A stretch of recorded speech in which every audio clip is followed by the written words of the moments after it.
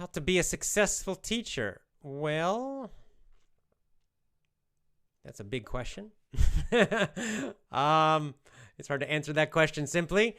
There's a lot of things. I think the main thing is you've got to love what you're doing. You got to be passionate and excited about it. And you got to really love your students. And I think the key thing is with teaching is that to be a really great teacher is you have to be focused on your students' performance, not your own. I think that's the key thing. Again, I like to compare it to sports. So a great coach, a great manager, they're not focused on themselves. They're focused on getting the best from the players, right? It doesn't matter if the coach is the best player ever. In fact, usually he's not, right? If we look at soccer, the best soccer players do not become the best coaches usually. Like, Pele, I don't think he was ever a great coach.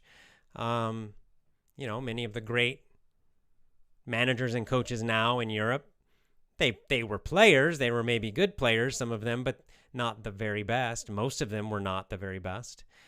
But they are the best at making their players play at the top level, right? So this is the mindset you must have as a teacher or a coach, is that your job is to motivate, your job is to coach, your job is to help them perform. It's not about you, really. It's not really about you so much. It's about them. So that's the key thing. This is one reason, like I've seen a lot of some of the language teachers I've seen online. Some of them are very impressive as language learners. They know a huge number of languages, some of them, but they're not very good teachers.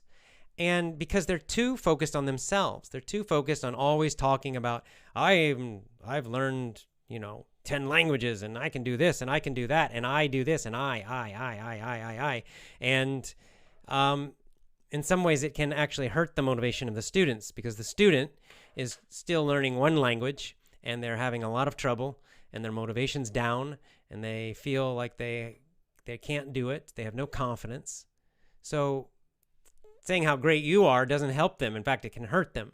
So you have to just forget all that and say, well, how can I help the student feel stronger? How can I help them have more confidence? How can I give them more motivation? How can I inspire them so that they achieve what they want to achieve? It doesn't matter about me.